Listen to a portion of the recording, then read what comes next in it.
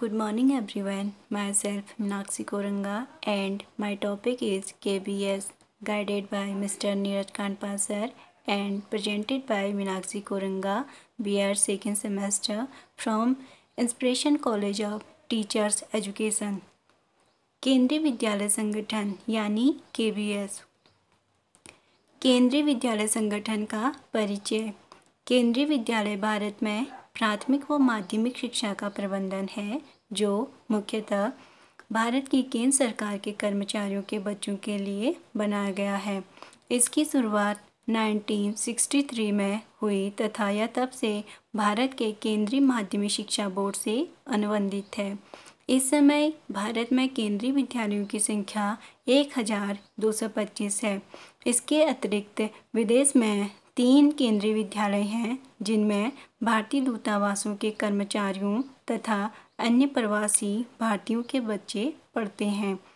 विद्यालयों में भारत के राष्ट्रीय शैक्षिक अनुसंधान और प्रशिक्षण परिषद के पाठ्यक्रम का अनुसरण होता है।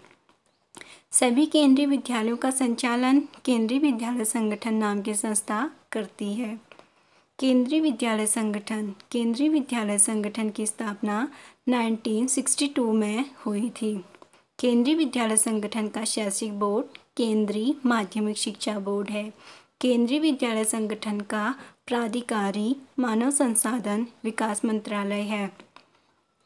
केंद्रीय विद्यालय संगठन। भारत सरकार ने दूसरे वेतन आयोग की सिफारिश पर 1962 में केंद्रीय विद्यालय संगठन की योजना को मंजूरी दी।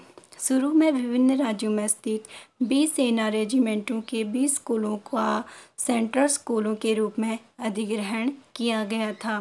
1965 में केंद्रीय विद्यालय संगठन के रूप में एक स्वायत्तशासी निकाय का गठन किया गया जिसका उद्देश्य रक्षा कर्मियों एवं अर्धसैनिक बलों के कर्मचारियों सहित अखिल भारतीय सेवाओं और देश भर में स्थानांतरित होने वाले केंद्रीय कर्मचारियों के बच्चों की एक समान शिक्षा की आवश्यकता पूरी करने के लिए केंद्रीय विद्यालयों की स्थापना करना और उसके काम पर नज़र रखना था। इस समय 17 जून 2013 तक देश में 1073 केंद्रीय विद्यालय हैं जिनमें से 3 विदेश अर्थात काठमांडू, मास्को एवं तेहरान में स्थित हैं। सभी केंद्रीय विद्यालयों में एक जैसे पाठ्यक्रम हैं। केंद्रीय विद्यालय का मिशन। केंद्रीय विद्यालयों के प्रमुख 4 मिशन इस प्रकार हैं। नंबर 1, केंद्रीय सरकार के स्थानांतरणीय कर्मचारियों जिनमें रक्षा, army like BSF, CRPF extra तथा अर्धसैनिक बलों के कर्मी भी शामिल हैं। केंद्रीय विद्यालय के बच्चों को शिक्षा के सामान्य कार्यक्रम के तहत शिक्षा प्रदान कर उनकी शैक्षिक आवश्यकताओं को पूरा करना है। नंबर 2, विद्यालयी शिक्षा के क्षेत्र में श्रेष्ठता और गति निर्धारित करना। नंबर 3, केंद्रीय माध्यमिक शिक्षा बोर्ड CBSE, राष्ट्रीय शैक्षिक अनुसंधान एवं प्रशिक्षण परिषद NCERT इत्यादि जैसे अन्य निकायों के सहयोग से शिक्षा के क्षेत्र में नए नए प्रयोग तथा नवाचार को सम्मिलित करना। नंबर 4, बच्चों में राष्ट्रीय एकता और भारतीयता की भावना का विकास करना है। केंद्रीय विद्यालय संगठन के उद्देश्य। नंबर 1, शिक्षा का एक सामान्य कार्यक्रम प्रदान करके रक्षा और अर्धसैन्य कर्मियों सहित हस्तांतरणीय केंद्र सरकार के कर्मचारियों के बच्चों की शैक्षिक आवश्यकताओं को पूरा करने के लिए है। नंबर 2, स्कूली शिक्षा के क्षेत्र में उत्कृष्टता हासिल करने और गति निर्धारित करने के लिए है। केंद्रीय विद्यालय का अन्य मिशन।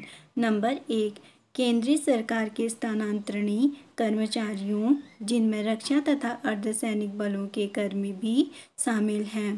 केंद्रीय विद्यालय के बच्चों को शिक्षा के सामान्य कार्यक्रम के तहत शिक्षा प्रदान कर उनकी शैक्षिक आवश्यकताओं को पूरा करना है। नंबर 2, विद्यालयी शिक्षा के क्षेत्र में श्रेष्ठता और गति निर्धारित करना है। नंबर 3, केंद्रीय माध्यमिक शिक्षा बोर्ड CBSE राष्ट्रीय शैक्षिक अनुसंधान एवं प्रशिक्षण परिषद NCERT इत्यादि जैसे अन्य निकायों के सहयोग से शिक्षा के क्षेत्र में नए नए प्रयोग तथा नवाचार को सम्मिलित करना है। विदेशों में केंद्रीय विद्यालय। भारत के बाहर केंद्रीय विद्यालय काठमांडू, मॉस्को व तेहरान में स्थित हैं। सराहना। केंद्रीय विद्यालय की छात्रों के चहुमुखी विकास करने के लिए सराहना की जाती है। शिक्षा के स्तर को भी अच्छा माना जाता है। इन विद्यालयों में विभिन्न आर्थिक स्थितियों व देश के विभिन्न भागों के लोगों के बच्चे एक साथ पढ़ते हैं, जिससे कि छात्रों के व्यक्तित्व का संतुलित विकास होता है। आलोचना। केंद्रीय विद्यालयों में शिक्षा का स्तर सभी जगह समान न होना उनकी निंदा का कारण बनता है। Thank you.